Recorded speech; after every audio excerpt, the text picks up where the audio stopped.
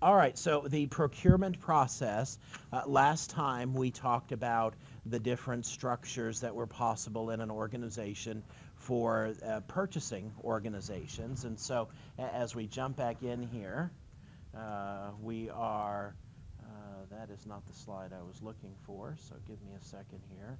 Purchasing group is where we will pick up today.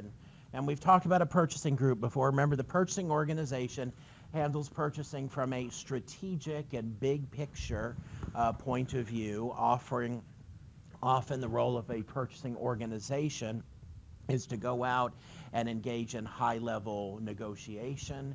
There's an economic analysis portion to a purchasing organization that plays out for many organizations where they study the market, they do extensive external scanning to look for when it's a good time to buy a certain product or when is a good time to delay purchasing. But the purchasing group is more nuts and bolts. They're the people that actually go out and affect the purchasing in an organization. So they're the main point of contact with our vendors. People that work in the purchasing organization might negotiate at a very high level purchases between us and a vendor company, but the actual day-to-day routine mechanics of the purchasing and that kind of intercompany relationship will be managed by the people that work in our purchasing group. Unlike the purchasing organization, which is assigned to an organizational level, but there's flexibility as to what organizational level, purchasing groups are not assigned to an organizational level. And we'll say later on where it is they are assigned, but that's a key distinct element of a purchasing group that you will want to be familiar with. You can actually have an external company, bless you, or an agent that serves as a purchasing group. And this is going to vary quite widely from industry to industry as far as what common practices are. But it is not unusual in some industries for a company to say, you know, we need this particular product, and there's a company out there that specializes in finding us a source of that product and assists us in the acquisition process. So in fact, the purchasing group could be an entity that's outside of our company proper, and they just behave as our agent, which means they act on our behalf even though they are external to our organization. So the primary things that the people that are working in our purchasing group will do is they will do some planning of purchases. They will create purchase requisitions. They will receive purchase requisitions from other parts of the organizations. They will get vendor quotes. They'll create purchase orders, and they'll monitor purchase orders and the performance of our vendor. Now, this idea of getting vendor quotes, how is that different than what we talked about as the role of a purchasing organization? And what we're talking about here is the difference between spot buying and buying that we do of a more strategic nature. Spot buying would be something like, we just hired a new salesperson, he or she needs a laptop, so they requisition a laptop and somebody in the purchasing group goes out and acquires that laptop. The other scenario would be, next year we plan on using 1 million tons of coal, which that's probably an enormous amount, I don't know, but in that situation, that's not going to be a one-time purchase. That's more strategic in nature. That's probably going to be brokered by the people in the purchasing organization, but a lot of our buying that's just routine spot buying to address particular needs of the day or of the period, that's going to be almost totally driven by the people in our purchasing group. This idea of monitoring purchase orders and being the main point of contact with the vendor, those are some of the primary values that the members of the purchasing group add to our organization. They can be a key element in ensuring consistency of supply, in ensuring that we have a good relationship with our vendor, that perhaps the vendor would open up opportunities to us that other companies might not engage in. If there's ever a problem, they provide a consistent interface for us to work with that vendor on. And so the purchasing group obviously is critically important in our organization. We mentioned near the top of the slide that it's not assigned to an organizational level, but where you do see reference to the purchasing group is on our individual material masters. And so for every product that we buy, you will see a purchasing group assigned. Now, as a point of fact that we'll observe here in just a moment, who buys for a given plant might be different than who buys from another plant. So when we look at the material master, depending upon what organizational entity is viewing the material master, we may see a different purchasing group assigned. And so let's look at that for just a second here. I've got the SAP GUI up, and if we go in and display a current material, we'll look at a few different materials in our time together this morning. And so I'm just going to pick one of our reference materials, which is, I think, air pump, so pump 1000. And if I go into this particular material, and let's say, for example, that I just want to look at purchasing information. So if I select purchasing and move ahead, notice it wants to know what plant. So if I, for example, let's try and not give it a plant, and let's see what happens here. So if I leave this blank, you'll notice that it will show me the purchasing information, but you can kind of tell that the screen is not very full of information here. And in fact, there's not much for me to see. I can see the name of the material, and I can see that I purchase it on a each basis, and we can see it's part of the utilities material group, but I'm not seeing a lot of detail. If I go in and click on organizational levels and then pick a plant, let's see here, let's look at this in terms of the Miami plant, and we can see when I do that, same screen here, but now more information has been added, and we can see that for the Miami plant, the purchasing group here is the, I think that's just the North American purchasing group. Notice if I come in and change the reference or change the plant here, and I think the Heidelberg plant will work. Heidelberg apparently doesn't buy that, so I don't see any purchasing group assigned for Heidelberg. But let's look at it for Hamburg, and we see that for Hamburg, I think that's the European purchasing group actually buys that. So once again, same material master, but depending upon what plant we are viewing that material from, we will see different purchasing groups assigned. So where you see the purchasing group assigned is actually on the material master.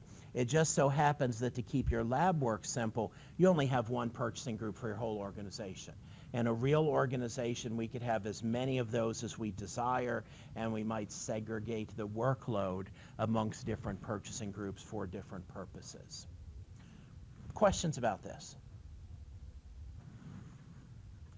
All right, so we have talked about the organizational levels relevant to procurement. Let's talk about the master data that is relevant to the procurement process. And there are four things to talk about here: the material master, the vendor master, the purchasing info record, and conditions. And as a point of fact here, realize that we call it the material master, but to be more formal about this, and see if I can get my pen to work here. I think it's time for me to, here we go.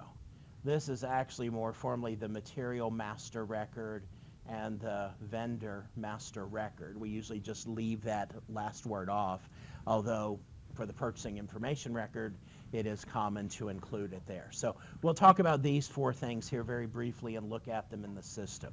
We were just looking at the material master a moment ago. As we know from our previous discussion, the material master is segmented into 12 different views. Don't spend your time memorizing these views for the exam or anything like that. I'm not going to ask you that. But there might be some questions that would come from this. For example, we've talked previously that, well, let me ask you this. If we look at a material master record, there is always data on one of the views that is universal, regardless of what organizational entity we view it from. What view is that? the basic data view. Okay, so knowing the fact that the basic data view is universal would be the kind of thing that might show up in a true, false, or multiple choice question, but I'm never going to say list the 12 views or anything of that sort. There are, in fact, 5 different views that are relevant to the procurement process. Your book kind of states this in an odd way, so some of you, when you answered this question for your homework, didn't really get all of the different elements here identified. But the things that are relevant for us in procurement is the basic data, the MRP data, the plant data, the financial accounting data, and the purchasing data view. So hopefully you can distinguish them. Those are highlighted. I realized after the fact that this slide might not be very friendly for people that are colorblind, so if any of you are in that situation, I apologize, but it's all the values there in the leftmost column as well as the purchasing one. And just as an example of what I'm talking about here, let's go back to our SAP GUI for a moment. And I don't know why my computer sometimes likes to make the SAP GUI disappear. So let me open up another instance of it here. 304. No one has complained to me this semester about having issues with, that's odd, oh, caps lock is on, about having issues with being bounced from the system excessively this semester. I'm pleased about that. I have that happen periodically, but it hasn't been the rampant problem that sometimes occurs for us here. So logistics, material management, material master, material, display current, and let's look at the t-shirt this time for variety's sake. So I'll do shirt 1000 here. And so the key thing that I hope you realize at this point, and you have experienced in your labs are, what we pick right here is really important, because these views are all the different dimensions of this particular material master. And one of the things that some of you have run into is your lab work assumes that you are working in a sequence. So for example, you might have set the views that we see here currently as default in a previous exercise, and your lab might tell you to highlight another one and add it to the default set. And so sometimes when students have moved back and forth, this has been an area where they've had to make an adjustment here. But if we, for example, get rid of all of these and say, all right, I just want to look at the basic data view, and I want to look at the purchasing view, and I want to look at the accounting one view, and we make these our default views. And you'll notice now, what I get asked about for organizational levels is absolutely dependent upon what I just chose as the different views here. And so if I go in and I say, you know, plant MI, well, the default there is plant MI06, which is my plant. You'll notice it doesn't exist. And I want to make sure we all realize that, you know, what you want to start thinking about is when you see things like this, what it's telling you is that material can't show you the information you have requested, because it doesn't exist, in this case, in the context of plant MI06. The universal, or the material record itself, is universal, but there's no information for it as it relates to MI06. But if I change that to MI00, we will in fact see that it can show me the information I requested here. And so once I'm inside of a given material, if I, for example, at this point say I want to look at sales information, because this is a trading good, I'm going to have to supply it with additional organizational information in order for it to show me that information. Whereas at this point, if I didn't want to go to that view and I want to navigate to my accounting view, I can do so because I've already put in that particular information. So the slide that we were just looking at says the views that are relevant for us in purchasing are the basic data view. There, we're going to see the name of the item, the material number, the base unit of measure. Keep in mind, we might buy some things by the pound, by the ounce, by the ton, but in this case, we're buying these by the individual unit. We see material groups, we see product weight and things of that sort. If we go to the MRP related view, now I've got to put in here a plant, and I'm going to guess that this storage location is going to be problematic. We'll see. In fact, it does, because raw materials, well, first of all, raw materials 02 doesn't exist in plant 00, but even if I were to change this to raw materials 00, I think we're going to see there to be a bit of problem. Yeah, that's a problem because this is a trading good. Trading goods don't get stored in a raw material storage, so I'm going to have to look at MI00 trading good for a storage location, and then it will show me that information. So the views that allow me, or the organizational levels that map to particular views, becomes very important. In the MRP view, probably the most important thing for us to look at is, this is where we see the purchasing group.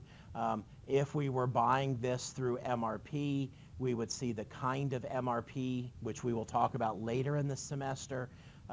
MRP controller and other things of that sort are here. So we won't step through all of these in detail. You answered a question about this for the sake of your homework, but those are the views that are the most relevant for us.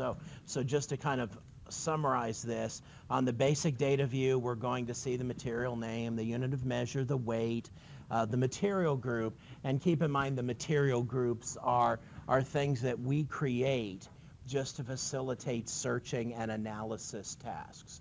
So we might group certain materials into a particular material group, but that's just an arbitrary assignment on our part using some kind of logic that makes sense for us.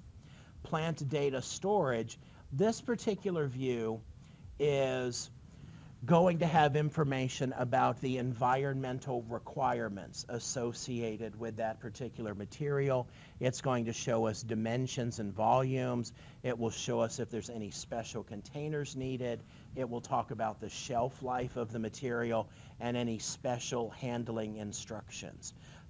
It's kind of interesting. I'm calling this the plant data / storage view.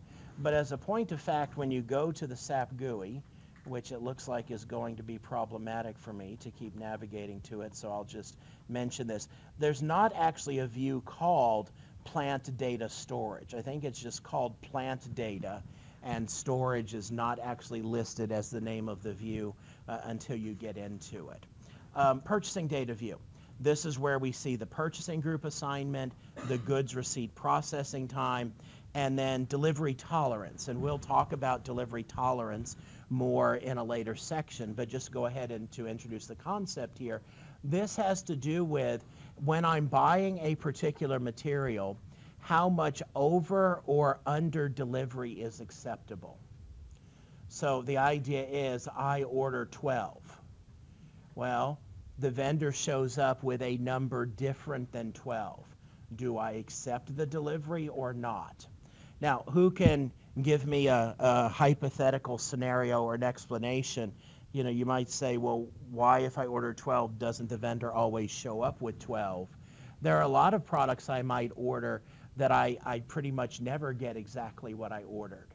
Can anybody give me a hypothetical example of that? Yes, sir? If you're ordering like a bulk of smaller, like say bulk prints, it might be more in weight versus actual pieces, so you might have a little bit different fair tolerance difference. Yeah, absolutely. You know, I might order, and that would be a good example of I probably would order them by weight, but let's just say hypothetically, I order bolts by the unit, and so I place an order for 10,487 bolts, and the vendor says, well, we don't count them like that, we just do it by weight, and so they deliver me a bulk amount. and you know, presumably I would accept it as opposed to paying someone to stand there and count out the 10,000 whatever. What other scenarios can you think of, Roger? Okay.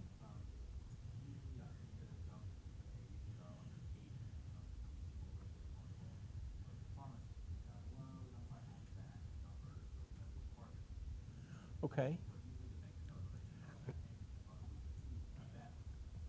Okay.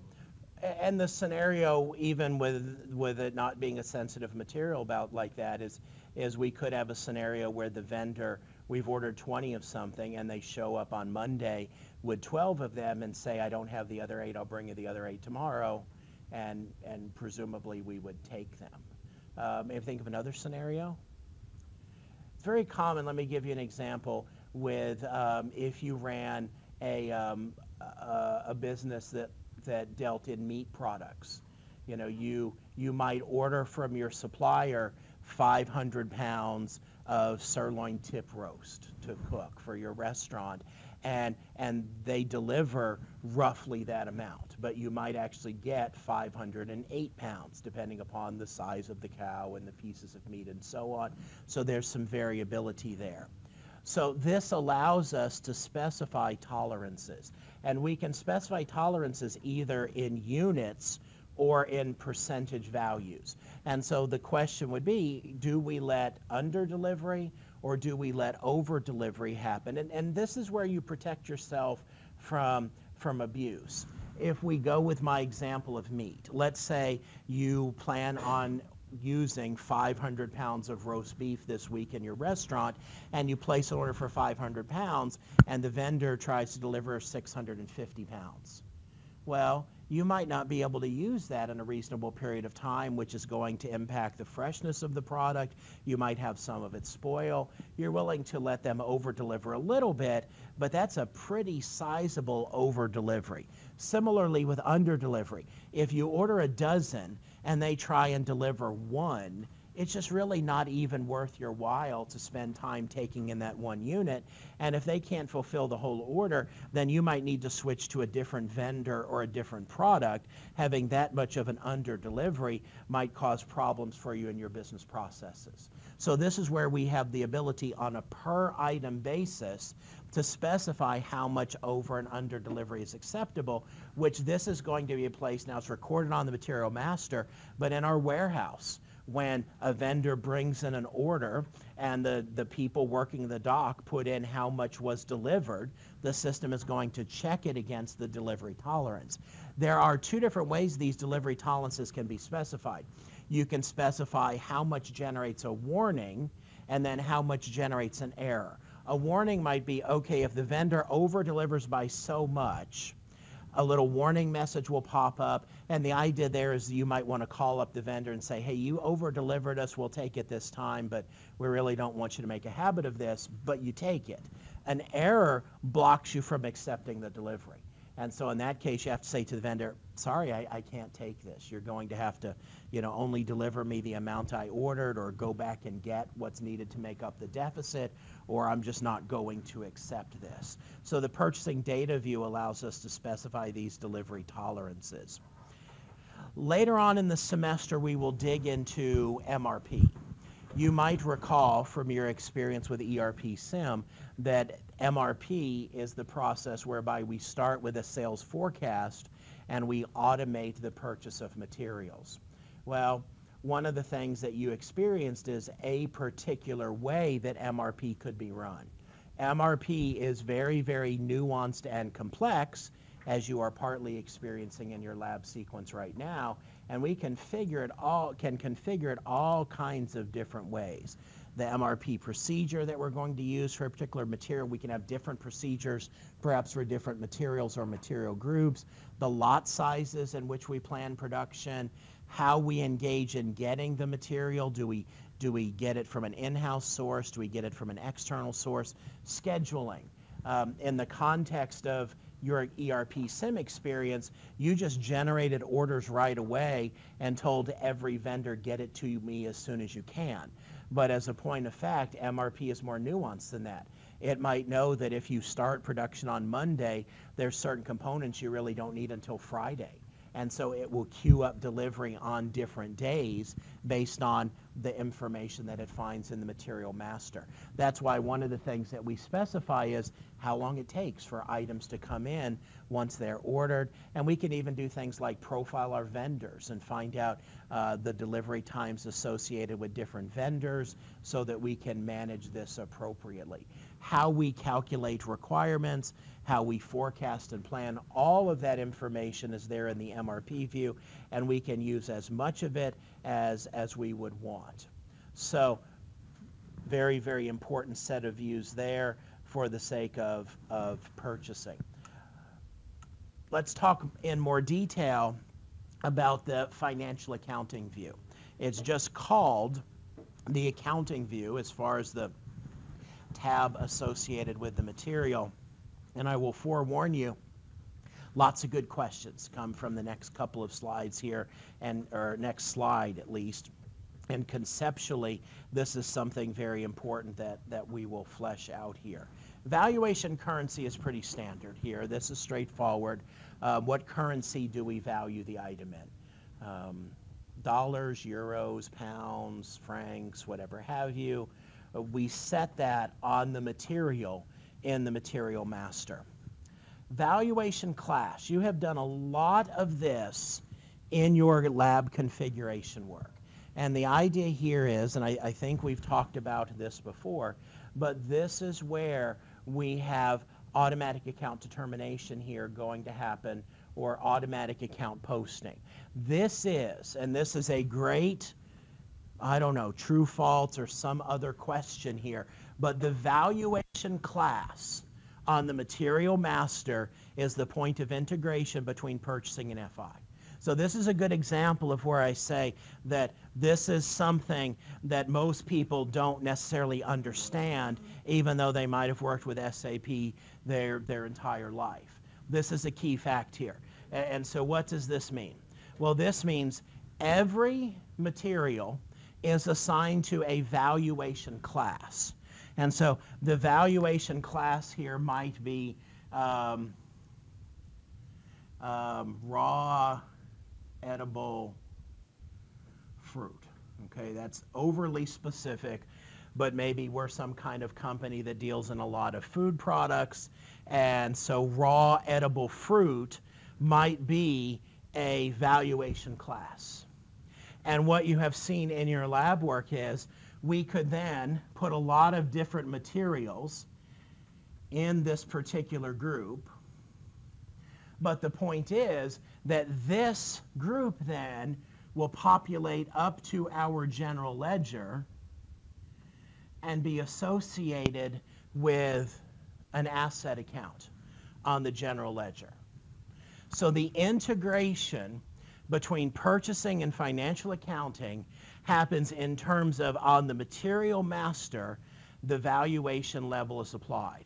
The general ledger account associated with material is where the material value is reflected. So if this right here, if this box stands for apples, and I go out and buy $10,000 worth of apples, as soon as those materials are received, the value of this particular asset in my general ledger just went up by $10,000.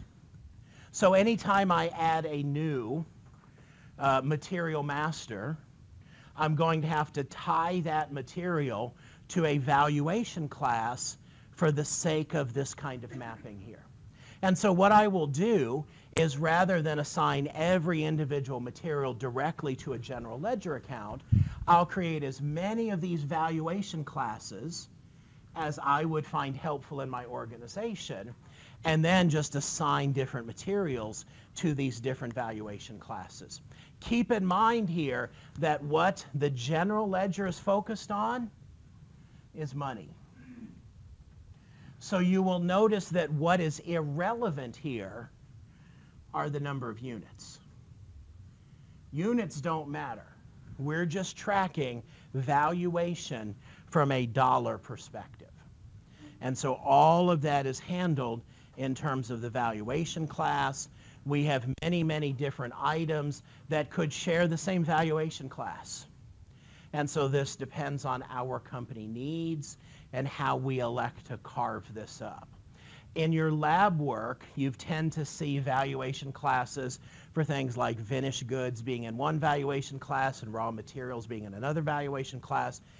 And that's fine, and that's not an atypical way to do it, but we can be much more nuanced should we desire to. It all depends on how we want to track things in terms of our general ledger. And let's just look at this real quick, because I do think this is important enough to kind of reiterate something that you have seen in the context of your lab work that perhaps at the time you were doing it did not make a lot of sense. And my hope is that at this point in the lab work that you are doing, you are actually getting to the point now where you understand how things work, as opposed to just typing keystrokes in particular fields and following the instructions. So if I go into the configuration interface and we go to materials management, one of the things under materials management is valuation and account assignment. So that's what we're talking about here. How do we assign the valuation of our materials, and how are we going to track it? And you'll notice one of the items here is account determination, which is exactly what I just drew the picture of here on the board. I've never used the wizard. Well, let me take that back. I have tried to use the wizard before and not been able to figure it out just intuitively, so I gave up on it. So in your lab work, you've always done it without the wizard. And so here we have configure automatic postings. And you actually visit this section of the lab work quite a bit. And you'll notice that for whatever reason, we don't get anything initially here. So I click on account assignment. And so notice here, notice all the different things we have account determination turned on for. And the actual mechanics of the account determination are usually identified by these 3-letter codes, which I suppose if you did this every day for your whole life, you probably would have those codes memorized, but I certainly don't. But BSX is a familiar one that we've worked with. Notice that's inventory posting. So if I go here to BSX, and I have to specify what chart of account I'm looking at, so we'll do this for my company. You should see something very similar for yours. You'll notice here, valuation class. I have 4 valuation classes. And I have, you'll notice, different general ledger accounts. So in my case right here, if I go over to valuation class and I look at these options, we will see that in fact these are the different valuation classes that exist in the system. Spare parts, trading goods, finished products, specialized complex fixed assets. But if I were so inclined, I could add a product group here, or excuse me, a valuation class for raw edible fruit. But you'll notice if we kind of compare this with this over here, so I have defined a valuation class for raw materials 1, for trading goods, for semi-finished goods, and for finished products. And then if I cross-reference that with the account numbers here, this of course is going to reference my general ledger, we'll see that account 200,000 is inventory of raw materials, 200 is inventory of trading goods, 300 is semi-finished goods, and 100 is inventory of finished goods. So I have different groups that are mapped to different accounts in my general ledger, and that's all I have to do. Now I create a material and I assign it to a valuation class, and this mapping is now in place. This is where, if you were to do this lab and accidentally type in the wrong account number here, you would not get an error message, assuming that the account you were tracing to was a valid asset account, because the system will check that. But as long as what you have picked is a valid asset account, you're not going to get an error message. But when you test, you might discover that your inventory values are showing up in the wrong general ledger account. That's why you always have to pair doing the configuration work with testing the configuration work, because it would be very, very easy here to mess that up. Well, if we back up just a screen, though, notice that was just automatic posting account determination related to inventory postings. Notice all of this other stuff here that we could set up these automatic postings for. So this is kind of the intersection of where financial accounting and knowledge of our general ledger has to map up with our understanding of our business processes and how we want to automate things. Very, very, very important transaction here that if we make a mistake with can be really problematic for us. Any comments or questions about any of that? All right. So that's valuation class. Now let's talk about price control. Price control relates to how material will be valued. And if you've ever taken even a basic accounting course, perhaps you've had discussions about LIFO and FIFO and all kinds of different ways that inventory is valued. Well, we have two ways that we value inventory in the context of SAP ERP. We have moving average prices and standard price. Moving average price gives us the ability to do things like LIFO and FIFO calculations. If we set a material to be valued with a moving average price, then the value of the material is going to be reevaluated after any time I have a transaction that affects the price, which is most typically going to be what? What kind of activity? When does price come into play? We're talking about procurement here. Probably not. I wasn't trying to make this a really complicated question. When I buy stuff, okay, whenever I buy stuff, the system is going to look at what I paid for it and use that to affect the value here. That's the moving average price. The other thing that I can do is I can engage in setting a standard price. Now I want to show you this in the system, and then I want to talk about it because this is yet another, man, I keep losing my SAP GUI here. This is another really, really critical point to understand about material valuation. So give me a second here.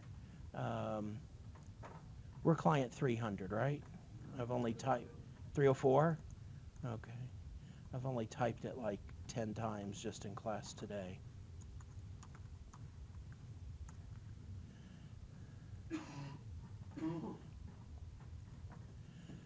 Okay, so logistics, material management.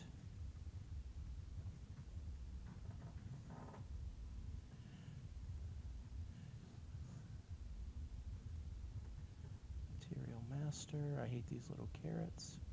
Material, it's like a test of eye-hand coordination here. Display current. Okay, let's do shirts. Okay, shirt 1000, and we're looking at the accounting view. So I've already got accounting here selected, so that's going to be fine. And this is, we'll assume that my plant will be sufficient here for this. Nope, this is shirt 1000. So let's see if it exists in the reference Miami plant, and it does. So let's go look at the accounting view. Okay, so notice, very, very important part of this. Valuation class is specified, and then how are we tracking the price? Well, you'll notice we have this field right here, price control V. Let's look at that for a moment here. And that says that we are going to use moving average price. So you'll notice in the material master that there is a moving price and there's a standard price, but since we are using the moving price, standard price is set to 0, and it just so happens we don't have any units in stock. So there's no value associated with this material at the moment because we don't have any of it. So the question is, why would I use moving price? Why would I use standard price, and what does it matter? Well, let me give you an example. Maybe we purchase a lot of, we'll say, gasoline in our operation.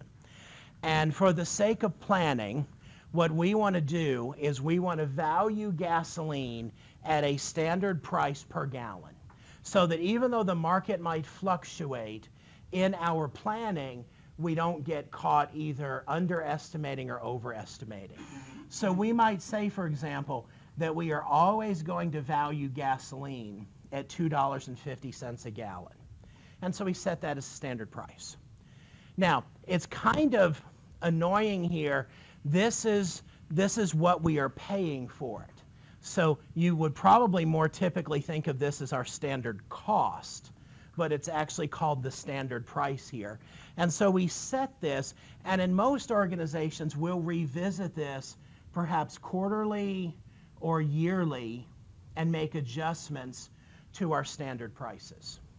The other alternative would be to go moving average, which means that if we really were doing this for gasoline, just in a 6-month period, we might have seen the price of gas vary from $1.75 to $2.99.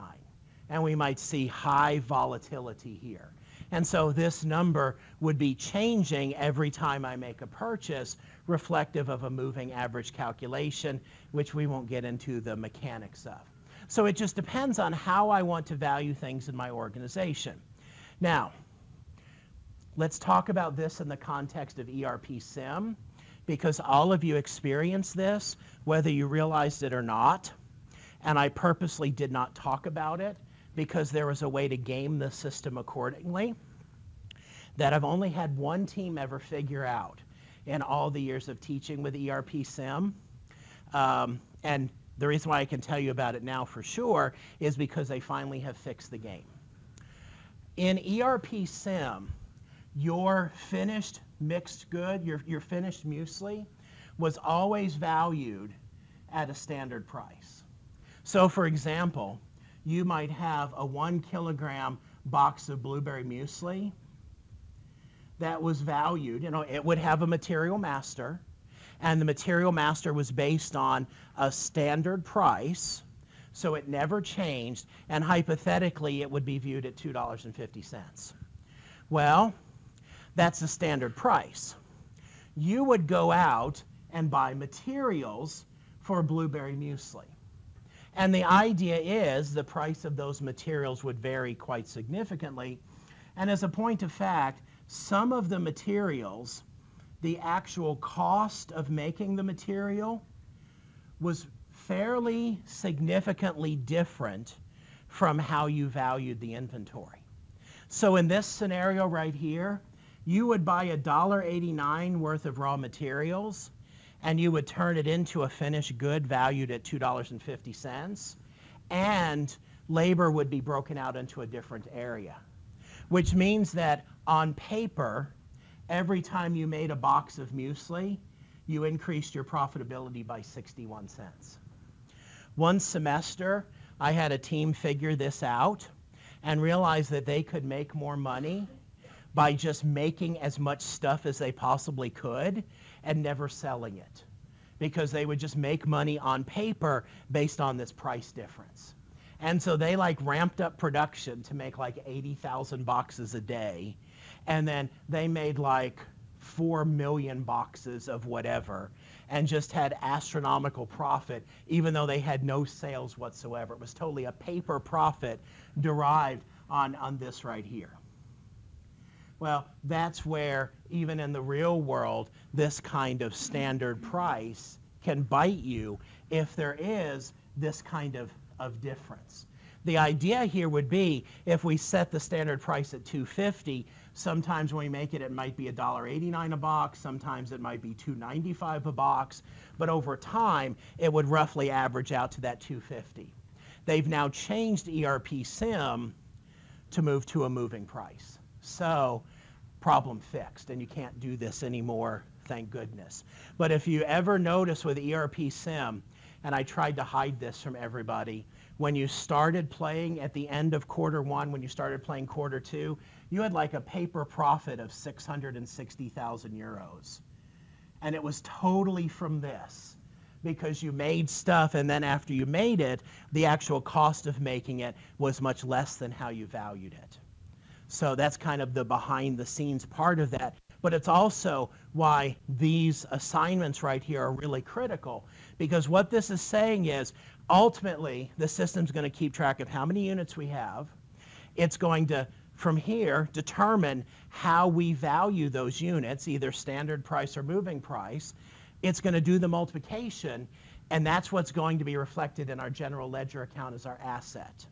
So if we elect to use a standard price and set that price really, really, really high, we overvalue our assets. If we set that standard price really, really, really low, we undervalue our assets. And it's one of those areas where companies do have some flexibility, and so different companies will make different decisions about that. Any questions about that? Okay, so what we have been talking about here is the material master. Another piece of master data relevant to production or procurement, is the vendor master. Pretty straightforward here. The vendor master has the data needed to do business with our vendors. That is, any information that we have about our vendors is found somewhere in the vendor master. Nuts and bolts kinds of things like addresses and phone numbers and other things like that, as well as more particular things regarding purchase histories and accounting and so on. The vendor accounts are created, and the general data, the basic data, is managed at the client level. So this is going to be things like name, address, communication, meaning phone numbers, search terms, and things of that sort. Now this next point should be of no surprise to you. The accounting data for each vendor is managed separately at the company code level, which means that every company code that does business with a given vendor is going to have a subledger for that vendor. And that subledger is going to be tied to a reconciliation account. And there are going to be things like payment terms that are associated with our doing business with a particular vendor. So we have general information that's at the client level. We have the accounting information, which is at the company code level. And then the purchasing data for each vendor is managed based on purchasing organization. Okay? Notice not purchasing group, but purchasing organization. And this is where we're going to find things like partner functions and Incoterms that we'll talk about more as we go along here. Let me see if I can go back. Man, every time I navigate away from the SAP GUI, it crashes on me. I don't know what's going on here, but let's make one more trip to the SAP GUI before I put my fist through my laptop screen here, because there's one last thing I want to show you before we run out of time with this today. Let's look at our vendor. So we go under logistics, materials management, purchasing, master data, and vendor, central list of vendors, display. Okay, and I'm going to search for a vendor, and I believe that the search terms we've been using are based on our company code. So I'm going to pick a particular company that I know I have purchased for before, which is Olympic Protective Gear, for my company code. Now notice this. It put in company code. I'm going to get rid of that. All right.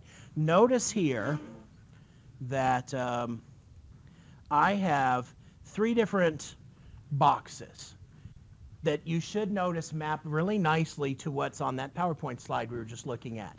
General data, company code data, purchasing organization data. And notice here at the top, vendor, company code, purchasing organization. So if I do this, if I say, show me the address and the contact persons for this particular company, and all I give it is the vendor number, life is good. Here's the information, here's their address. We don't really have any other communication specified here because I didn't ask you to waste your time typing in fake phone numbers and people's names and stuff. But we have an address here and we have a tax jurisdiction. So notice I could get to this just by putting in this particular vendor's account number because that's universal. But notice as soon as I say, oh, show me the accounting information, now it wants to know, okay, hang on, enter a company code. Because in order for it to give me accounting information, it has to know what company code I want this information for. Now, this is a vendor that I set up. So in fact, I know that my company code is in the list here. But what I'm going to do is I am going to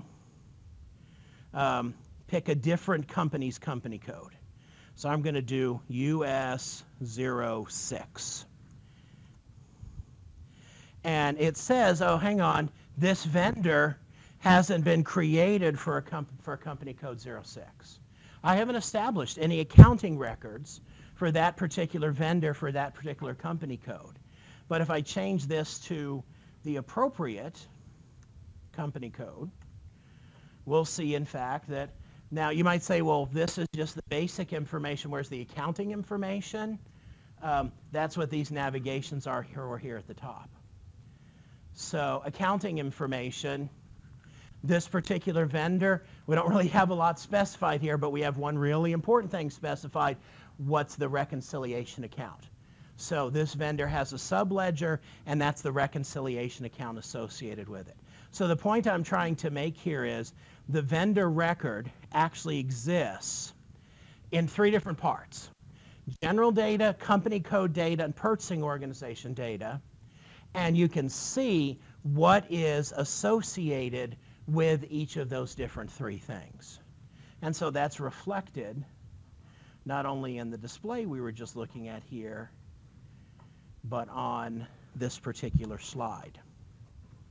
So what we have, and this will probably be the last concept we'll look at, is we have this thing right here, which I've always kind of called a butterfly, but it's, I guess, kind of like an upside down flying butterfly, if you will.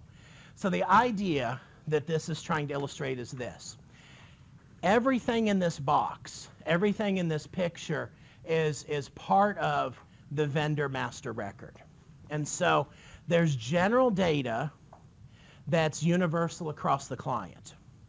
The accounting data is relevant to just a particular company code.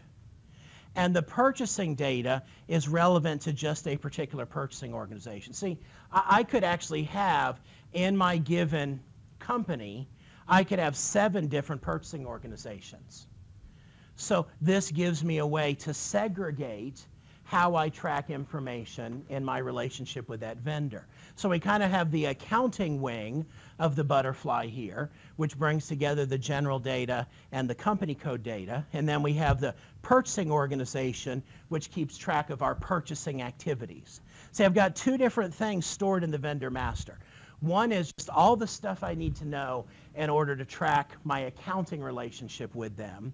And then the other portion is all of the purchasing activities, which I've done with them.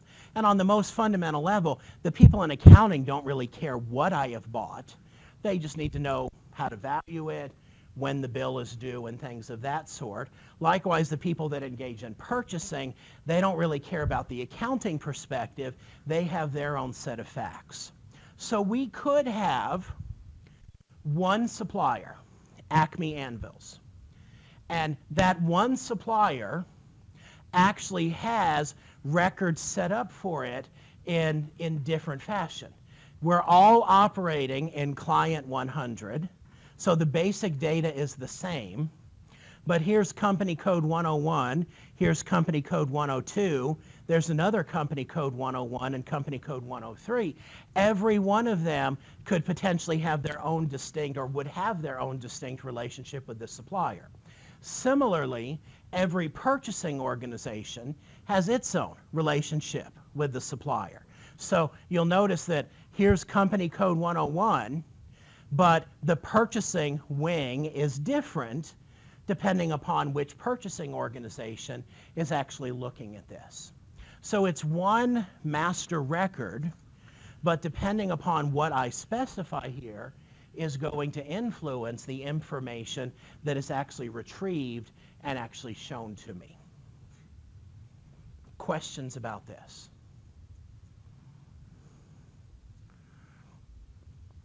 This seems to me to be a really good place for us to stop and draw the line for your midterm exam. So this is where we will do that. Before we head out, this is kind of a last call for any questions that you might have. Yes, ma'am. So this is from chapter 4? This is from the chapter on procurement. So I think that's right, but I can't say for sure.